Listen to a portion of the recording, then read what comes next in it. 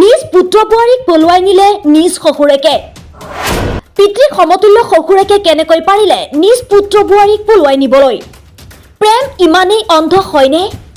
মানৱ সমাজক লজ্জানত কৰা এক ঘটনা। এইবাৰ বহিৰাজ্যত নহয়, এই ঘটনা সংঘটিত হৈছে দৰং জিলাৰ ধুলা থানাৰ অন্তৰ্গত নিজ শ্যামাবাৰী গাঁৱত। এইবাৰ আকৌ আচল ঘটনালৈ। প্ৰেমত মচগুল এইবাৰ শহুৰ বোৱাৰী। অৱশেষত পলুৱাই নিলে নিজ পুত্ৰ বোৱাৰীক।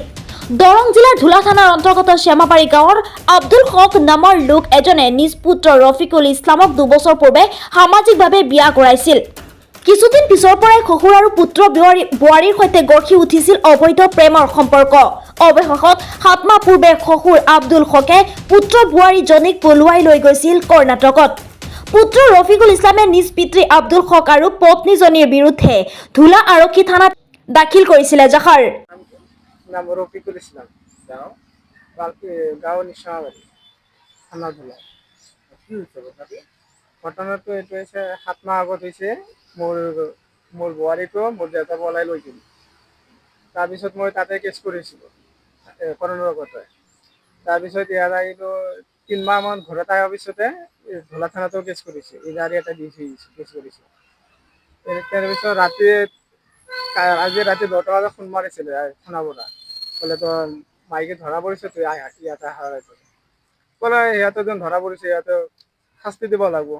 মই আইনা আইচলো যেন লৈছোঁ, সেইকাৰণে শাস্তিটো দিবই লাগিব। আইনৰ যেনেকৈ শাস্তি হয়। তোমাৰ ছোৱালীৰ নাম কি? কন্যাৰ নাম মুৰ্চিদা বেগম। তোমাৰ ৱাইফ হয়? হয়, তোমাৰ ৱাইফ নে? মই বোৱাৰী। বিয়া কেতিয়া হৈছিলে? বিয়া 2 বছৰমান হ'ল পাতিছে। তাৰপিছত ঘৰত থকা পিছত একো হোৱা নাই। এইটো 7 মাহ মান হ'ল এনেকুৱা ঘটনা হৈছে। পলাই লৈ যোৱা পলাই লৈ যোৱা 7 মাহ মান হৈছে। পলাই লৈ যোৱা মই খোজ পোৱা নাই ইমান দিন লৈ। আজিলৈ 3 মাহ আগত খোজ পাইছিলোঁ। তাৰপিছতে ঘৰত আহিলোঁ, অহাৰ পিছত খোজ পালোঁ, ধুলা থানাত কেছ কৰিছিলোঁ। কেছ কৰাৰ পিছত ইহঁতে ক'লে হ'ব, মই খুজি লওঁ ক'ত আছে বা আছে, যেতিয়া মই ইহঁতক পাম তোমাক ফোন মাৰিম, তুমি আহিবা। পিছত মই ফোন মাৰিলোঁ, মই আহিলোঁ থানাত দি ইহঁতে বোলে ধৰি লৈ আহিছে। সেইকাৰণে ধৰি লৈ অহাৰ পিছতে মই থানাত আহিলোঁ। অহাৰ পিছত দিওঁ সেইটো এটা নাই, সেইটো এটা ক'ত দিছে, সেইটো মোৰ লাগে থানাৰ পৰা। তোমাৰ ৱাইফ কোন দেউতাৰ লগত আছে? দেউতাৰ লগত বোলা আছে। তুমি আইনক কি ক'বা?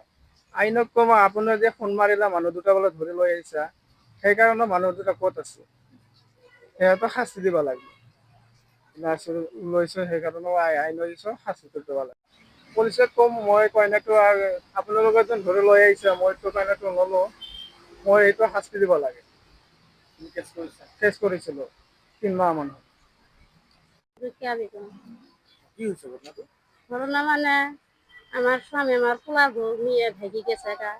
কিছু ঘৰত ধরা পড়লো, ধরা পড়ার পর আমার ধরে মারপিট করলো, মারপিট করার পরে আমার বেড়া বউটা নিয়ে কোনোটা পলাই গেছে। পলাই যাওয়ার পরে ওরা ধরে নিয়ে আসছে, নিয়ে আসি হারে আমার কইলে ঝুলামিলি করবো, তুই আমার টেহা বেশি দিই।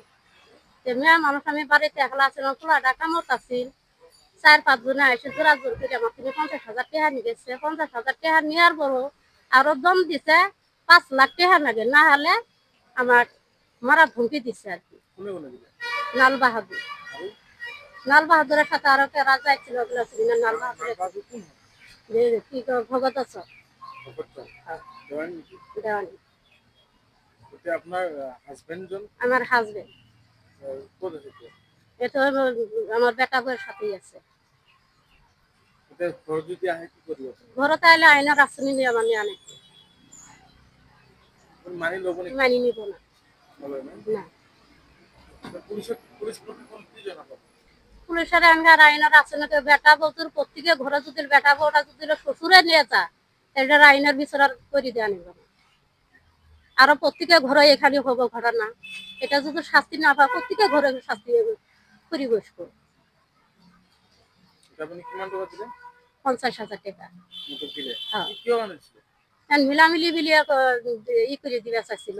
মিলামিলি বিলি মানে মেয়ের বাপের হাতে দিব, আমার স্বামী আমার হাতে দিব, এই হিসাবে 50,000 টাকা নিয়ে আবার রাত্রে ফোন করি আমার 5 লাখ টাকা দিছে, মারা ধমকি দিচ্ছে। তুমি কেস করেছো? না, আমি কেস করি নাই কেন, তাহলে আইনের রাজনীতি